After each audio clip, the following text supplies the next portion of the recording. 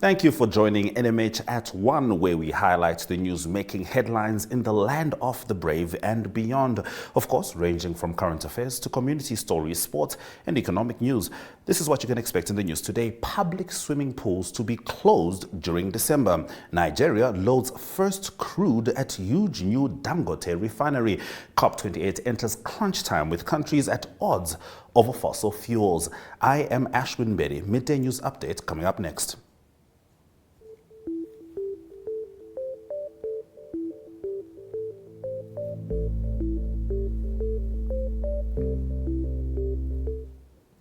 As Namibia celebrates International Human Rights Day, the Ombudsman of Namibia, Basilius Njakuga, shares that Namibians enjoy the benefits of many human rights, such as the right to political association and freedom of speech. He says that Namibia, however, is lacking in domains pertaining to individual rights like housing and sanitation.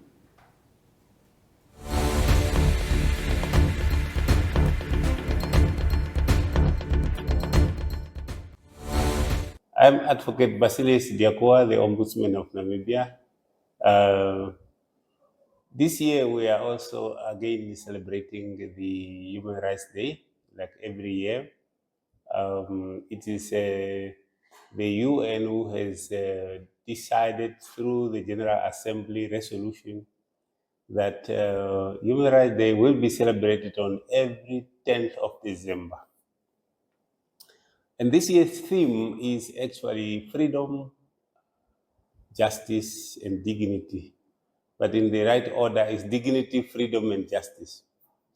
So those are the theme of this year, 2023, Human Rights Day celebration. But the reason why we celebrate Human Rights Day every year is really to take stock of what has been achieved in a human rights era, and what are those challenges in terms of the human rights that were not achieved, and what can be done to get the political will to then achieve those human rights that has not been achieved in the past years.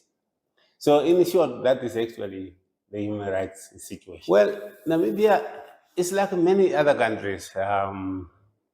We are still really maybe halfway to go, if not a long way to go, to really claim to be that we are very satisfied with the human rights situation in the country. But we are not so bad. We are not too bad also when it comes to other human rights situations, like those that are entrenched or entrenched in the constitution of the Namibian constitution, like the civil and political rights. We are fairly okay with those ones. These are mainly individual rights. But then we have challenges in other group rights.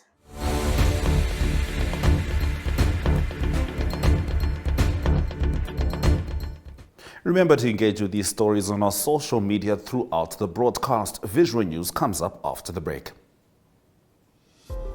Neo Paints has established a 67-year Namibian legacy, creating personalized paint solutions that blend quality and innovation for the Namibian people.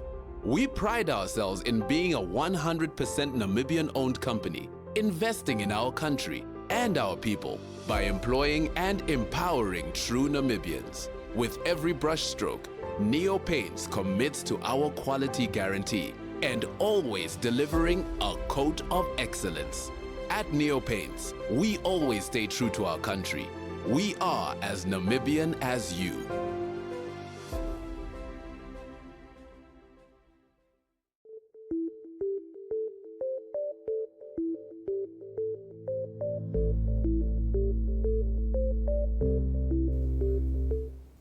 All right, let's get into today's visual news clips. Former Fisheries Minister Bernard Esau told the court he cannot plead on behalf of a company he owns because he cannot recall a resolution taken to get involved in racketeering. The accused have now been presented with the first charge in the fish rot case, allegations of racketeering. Jemima Beekers reports.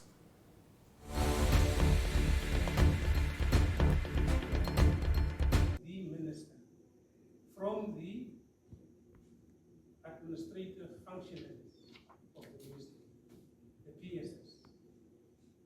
You don't just go in. And so accused number 24 was never ever even incorporated during that time of 2014. It came about only on the 12th of December 2018. So in terms of me to admit or to deny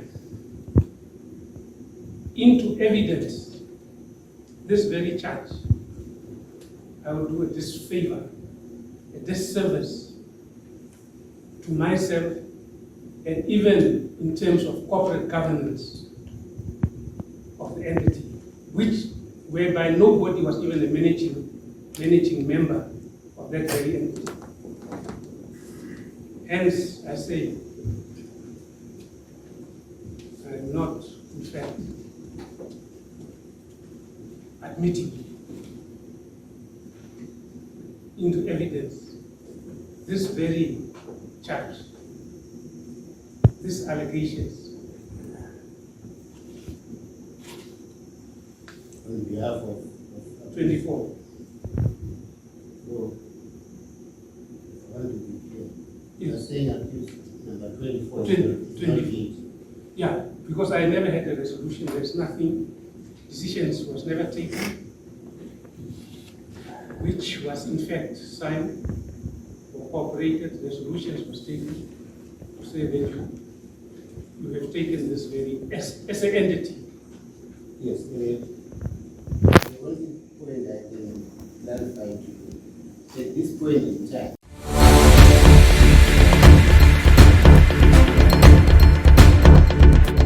now, public swimming pools have to be closed on the hottest days of the year while everyone is on vacation. The city of Windhoek argues they have to train lifeguards, while other organizations said their lifeguards are trained and ready to go.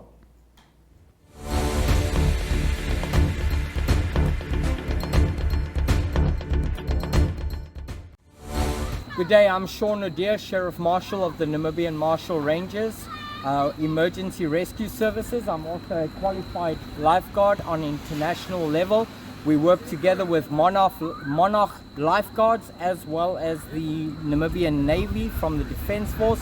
And we just received a notice that the city of Windhoek will be on the 16th of December shutting down the Windhoek Municipal Pool, which is a recreational place for people to go and enjoy the summer holidays, and that is their reason, is because they don't have lifeguards. I know for a fact that people applied for the positions and nothing. They just got a notice saying that they will get back to them. The fact that the city of Windhoek has not budgeted for this, planned for this and prepared for this, and having to shut down the municipal pool, public swimming pool, due to not having lifeguards is unacceptable. It's wrong and it shouldn't be done this way, and we are opposing what the decision of the Windhoek municipality is, and we are requesting you to take action, put a budget and approach private entities that can provide professional lifeguards and people that already applied for these positions to step in instead of shutting down the public pool and inconveniencing all the municipal district people that were coming there on holiday to have a swim. Let's be wise and let us save lives by doing the right thing.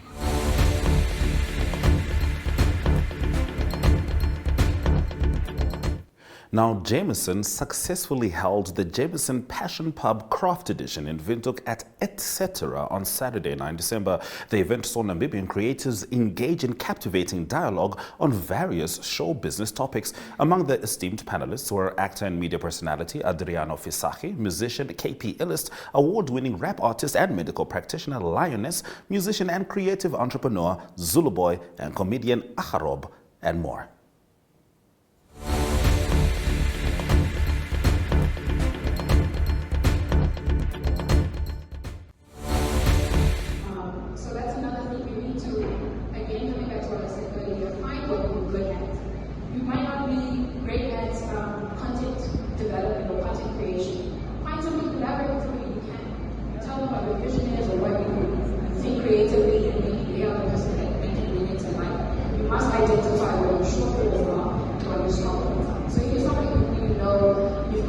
A rainbow of creativity in your mind, but you can't necessarily use your hands or bring this to life. Find somebody who can, and that person will allow you to tell your story or to share whatever it is that you want to do authentically still.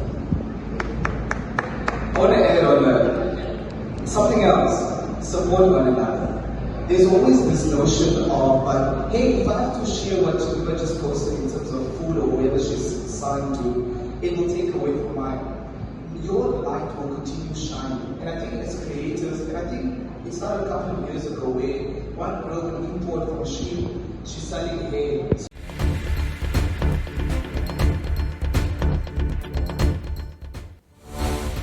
Now, Bank of Namibia forecasts 3.9% economic growth in 2023. More on this story in Economic News.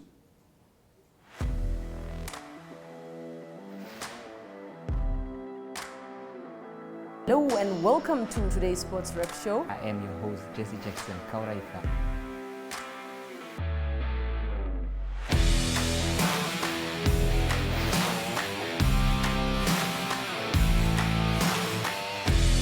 In replay, Namibia, who had won the toss for the first time on this tour.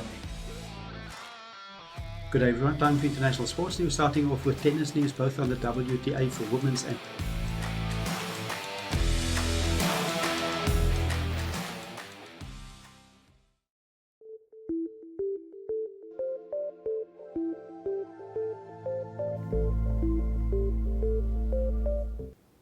In today's economic news story, the Bank of Namibia has revised its 2023 economic growth forecast for the country to 3.9% in 2023, mainly on account of stronger performance in mining and quarrying activities. The estimated growth of 3.9% marks an upward revision from 0.6% from the August 2023 economic outlook, mainly on account of stronger performance in other mining and quarrying activities during the first half of the year.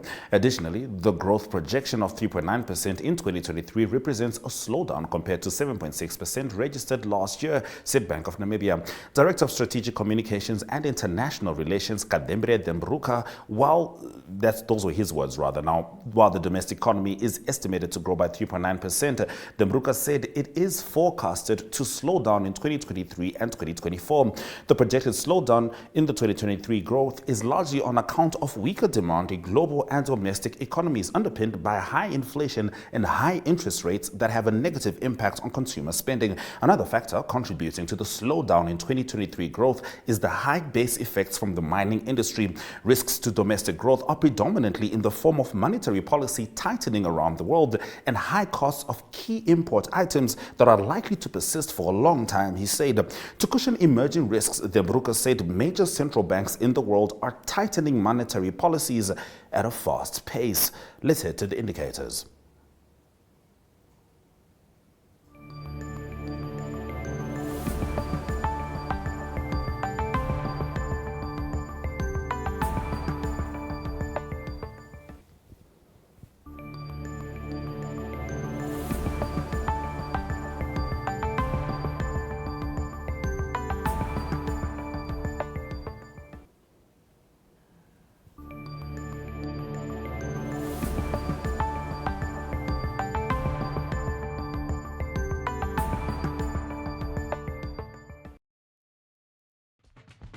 Welcome to My.NA Cars, your ultimate destination for everything automotive. I am your host, Diana Master. Teamwork makes the dream work, right? Discover the latest models, innovative technologies, and expert insights from our passionate hosts. Learn essential maintenance tips and get exclusive behind-the-scenes access to the automotive industry. Don't miss My.NA Cars on NTV every Thursday at 2100 hours. Tune in and ignite your passion for automobiles.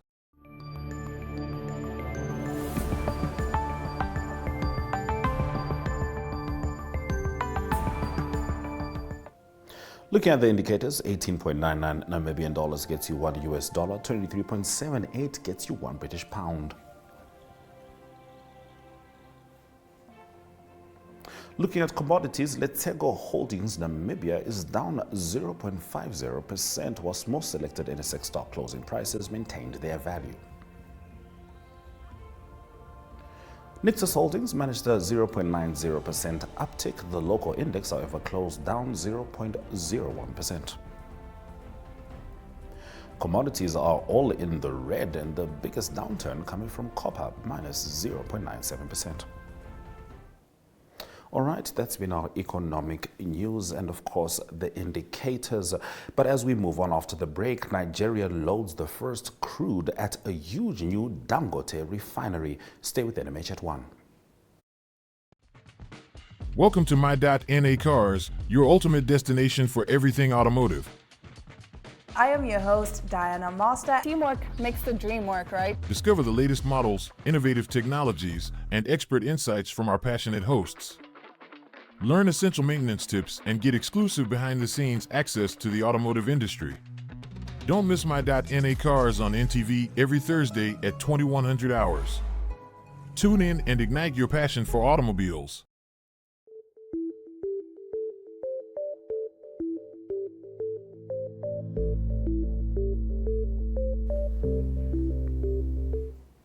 In news from Africa, a mega refinery built in Nigeria by billionaire Aliko Dangote has received its first barrels of crude oil, an important milestone in a project that has been plagued by delays and aims to fully meet the country's fuel needs, the company announced on Saturday. Since Friday, 1 million barrels from the Agbami offshore oil field off the Niger Delta have been unloaded by ship at the refinery located at the Lekki Free Zone east of Lagos, the economic capital. This is an important milestone, said Aliko Dangote, who founded Dangote Petroleum Refinery, in a statement released on Saturday, adding that the next big step will be to get our products to the Nigerian market. Initially scheduled for late July, early August, oil refining should enable Nigeria to put an end to frequent fuel shortages and also increase the quality of fuel in circulation. Nigeria is one of Africa's biggest oil producers, but imports almost all its fuel due to the failure of its state refineries, and fuel shortages plague daily the lives of its inhabitants. Launched in 2013, the 18.5 billion plus industrial project, double the initial cost, is the largest scale train refinery in the world according to the Dangote Group, and should at full capacity have the largest crude refining capacity on the African continent. The facility is expected to refine 350,000 barrels per day, initially rising to 650,000 when fully operational, and to produce diesel, jet fuel, automotive fuel, and liquefied petroleum gas. A further 5 million barrels are scheduled to come on stream in the coming weeks. Let's swing over to international news.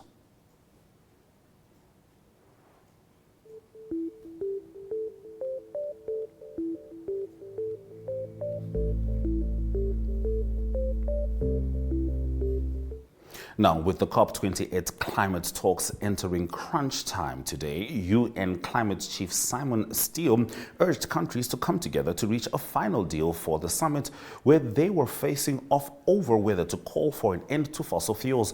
Steele said there had been progress in resolving some disagreements over the last day, but warned that each step back from the highest ambition will cost countless millions of lives. Countries at the UN Climate Summit in Dubai were waiting on Monday for the COP28 presidency held by the United Arab Emirates to release a new draft text of what would be the hoped-for final agreement, clear the unnecessary tactical blockades out of the way, and there have been many along this journey, Steele said at a press conference on Monday morning. He said two key issues were still in debate: how ambitious nations were willing to be in tackling climate change and how much funding and support they would provide to back up that aim.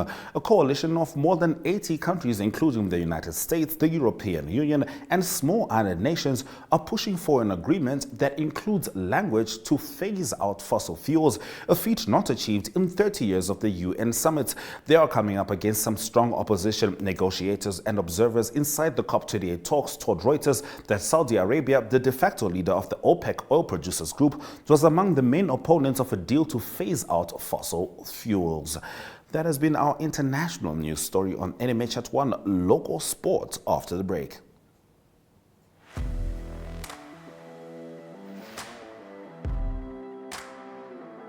Hello and welcome to today's Sports Rep Show. I am your host, Jesse Jackson Kauraika.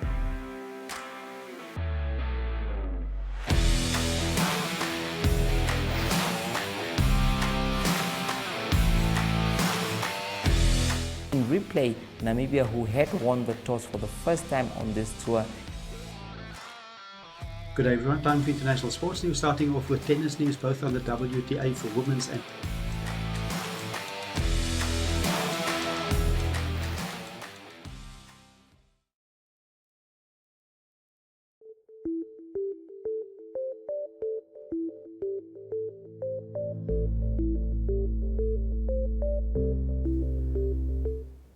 In local sport, Namibian boxer Harry Simon Jr. emerged victorious against Angolan boxer Enriquez Lando by unanimous decision in a 10-round welterweight bout. The judges scored the fight 97-92, 187 and 187 again. Now, Connie Lusa of Switzerland finished as solo winner of the 397-kilometer Nedbank Desert Dash. That's going to be our second story. But first, let's check out how that Harry Simon Jr. bout went off.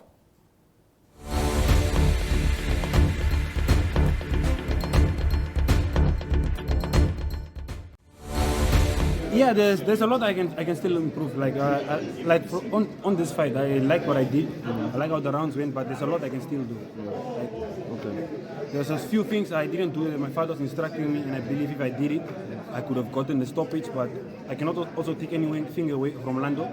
He's a strong guy, but yeah, there's a lot of things I could have done to fight better and get the stoppage. But it is what it is. I just have to go back to the drawing board and come back stronger for the next one.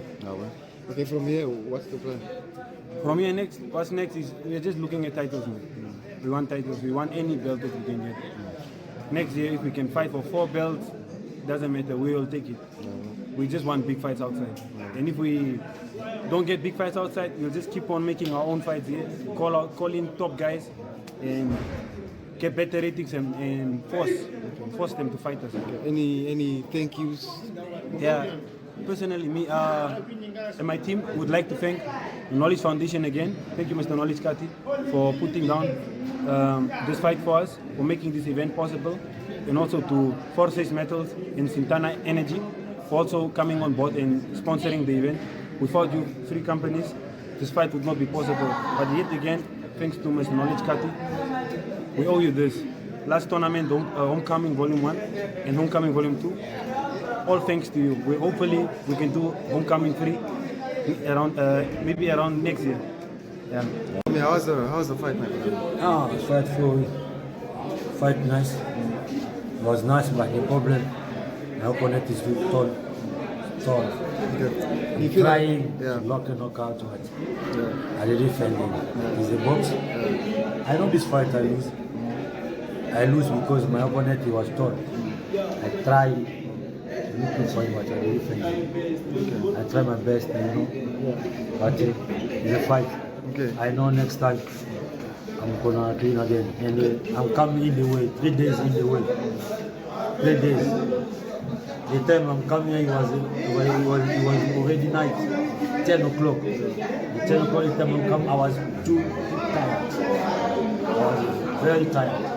But we go check the weight, today fight. I was tired, but I tried the best. I tried my best.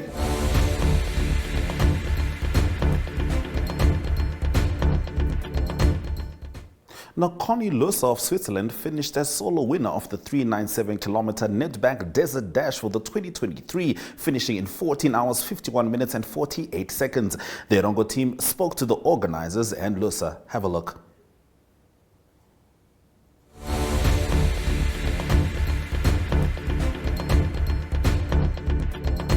Hallo kijkers en welkom by hierdie baie spesiale uitgawe van die Nedbank Desert Dash. Ons is hier by Plaas Meer in Swakopmund en ek kuier met Jolanda.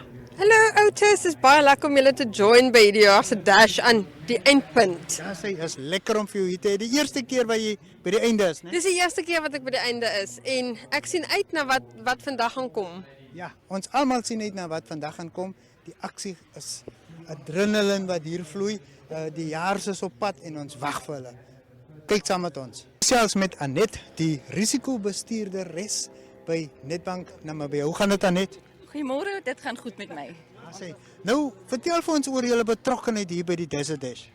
Ons as Nedbank Namibia is die hoofborg vir die Nedbank Desert Dash nou vir die 8ste keer sedert 2015. Trots daarop om so baie deelnemers te hê, trots daarop om so groot aantal van hulle hier by die kus te kry. Dit is vir ons goed om te sien. Nou, as jy nou so terugkyk na die verrigtinge vir vandag, hoe lyk dinge? Baie goed. Ons het al net voor 5 die eerste mense ingekry, die eerste mense oor die toellyn. Ons is gelukkig om hulle almal hier te sien en om al hoe meer deur te kom dat hulle kan klaarmaak. Connie, you've been there, done that, you come back, you did it again. How do you feel, man? No, I feel very happy. I wanted this one badly, so I think now I can have a peaceful end with with my series. Yeah. How did you find the track this year? I mean, the first half was terrible with the wind. I think it was actually worse than last year. Sure. But then the second half was fast and they scrubbed the road, so it was very comfortable to ride. I remember last time you came through, you had cramps and you really battled. How was it this year? No, I mean last year I had a flu, picked up the flu before, so I didn't feel comfortable at all. And I mean this year my mind was at the right spot. I focused a lot on this one because I didn't have a good season, so wanted to finish it on a high note. Yes. So and the training has been very good before the race, so I was very confident. Belinda, hoe voel jy? Moeg. Ja. Ek het net hier gekom. Wat het jou gemotiveer? Wat het jou aan die gang gehou? Ek sê jou mos my kinders wat vir my staan support. En ek het baie nice partner gehad wat van Botswana afkom. En hy het my gemotiveer ook. Hy het vir my gesê jy kan dit doen.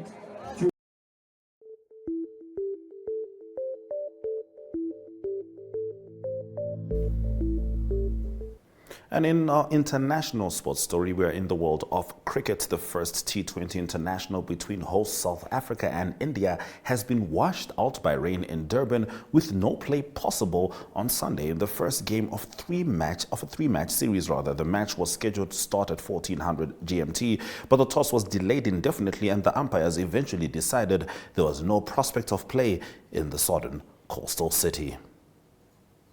Stay with us as we head into the highlights shortly. Welcome to What's Cooking, where culinary passion meets expert insights. Somebody must really want to cook and want to cook good food. Immerse yourself in the bustling world of professional kitchens as top chefs create mouthwatering dishes. Join us for in-depth interviews as our host explores the experiences and expertise of our guest chefs. Don't miss out. Tune in to What's Cooking on NTV every Friday at 2100 hours and let the culinary adventure begin.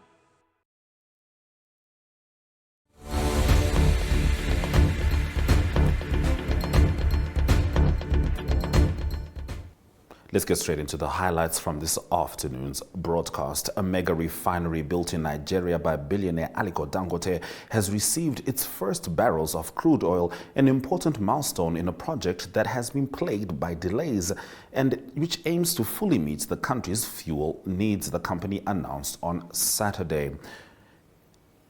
With the COP28 climate talks entering crunch time on Monday, UN Climate Chief Simon Steele urged countries to come together to reach a final deal for the summit.